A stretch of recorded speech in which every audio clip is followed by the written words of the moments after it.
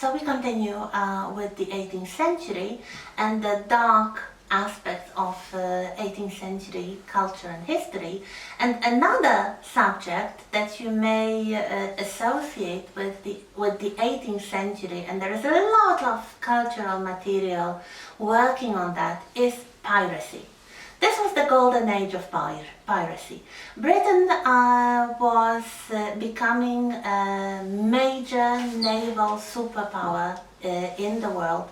It was still engaged in some sort of naval rivalry with other countries, with Spain, Portugal and France, and it was winning the race, definitely. The British Empire was growing thanks to the strong fleet.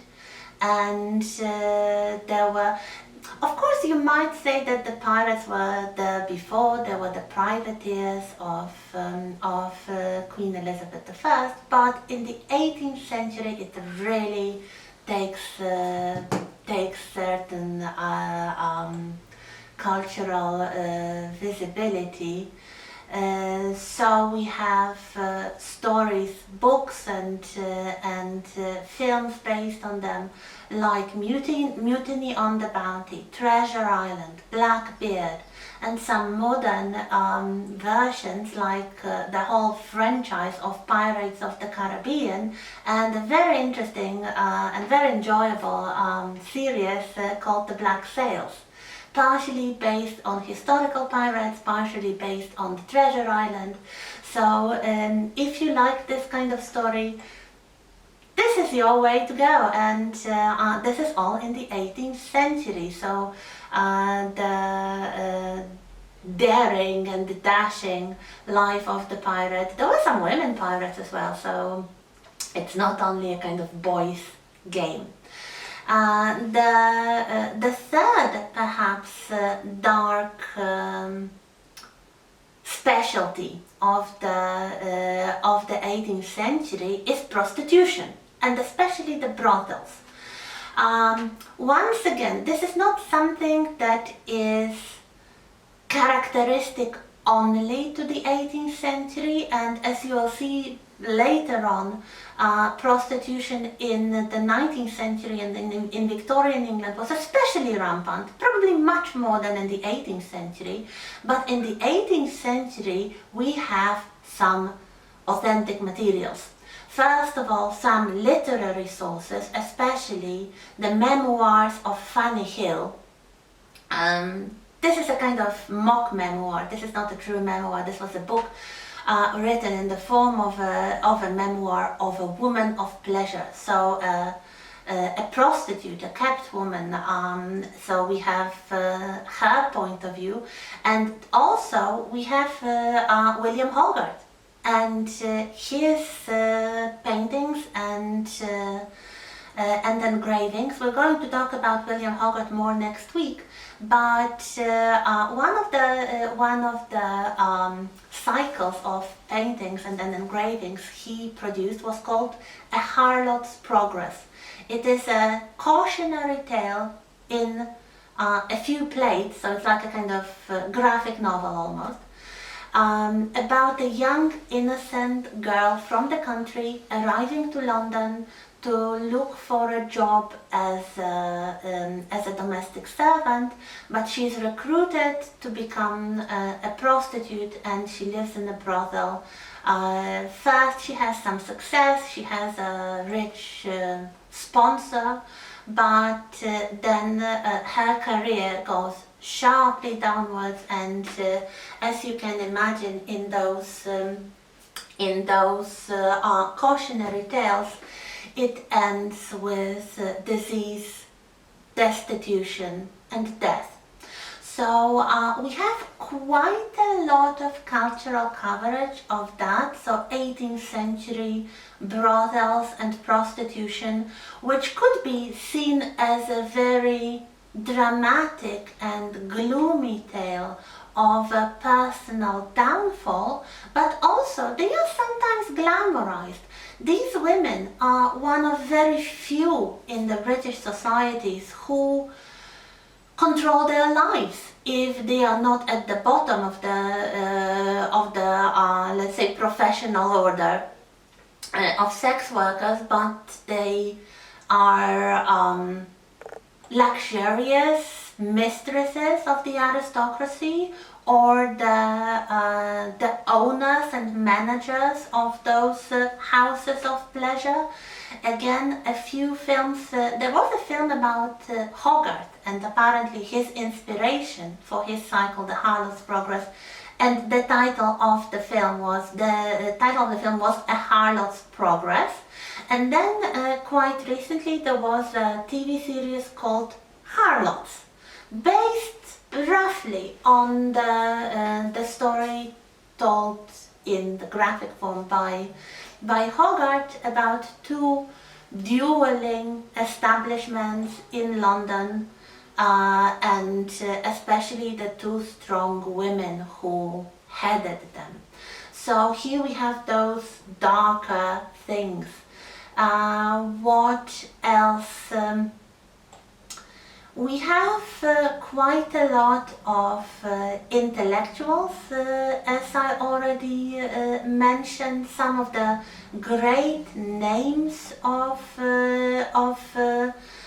British 18th century. So the first name to remember is Samuel Johnson, sometimes called Dr. Johnson. He was not a doctor of medicine, he was a doctor of philosophy, so kind of intellectual philosopher, now mostly credited for his greatest achievement, the Dictionary of the English Language, the first such dictionary.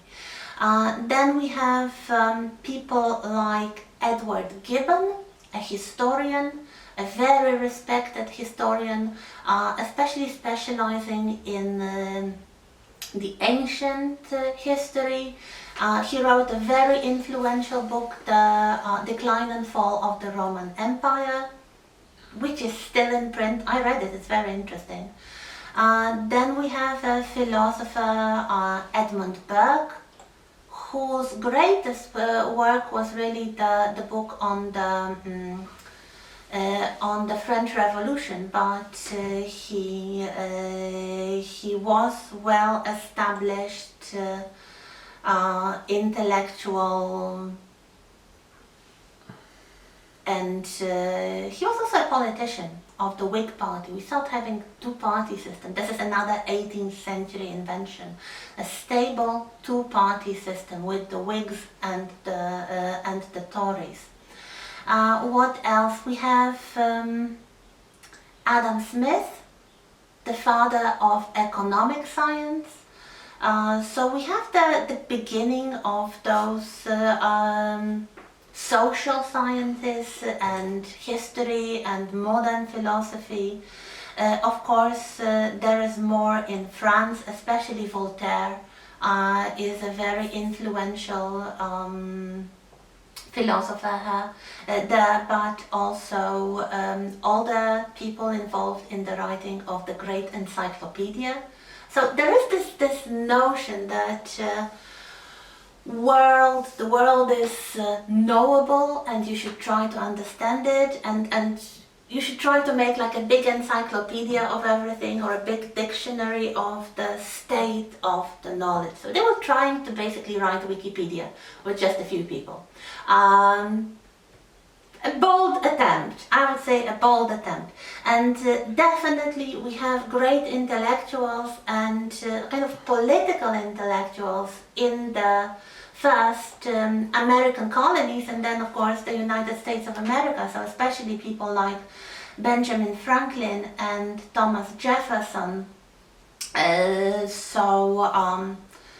Later on Thomas Paine as well. So this is a very lively intellectual period with those dark things like the rebellion in Scotland, and piracy and slavery and prostitution. Just kind of, I would say, they are sensational aspects, and they are definitely kind of attractive to the modern culture, because modern culture loves anything dramatic and dark and problematic, and you start having things like Frankenstein, the image of the mad scientist. Frankenstein was written in the 19th century, but set in the 18th. So it becomes a kind of focus point when everything changed, when all the problems of modern life started coming up. If we move beyond Britain, we have a lot of coverage of European matters. So anything about people like Casanova or Marquis de Sade, so those libertines and womanizers who try to elevate sex to art or philosophy almost. Anything about Catherine the Great. Anything about the Revolutionary War in America. But also things like Janosik.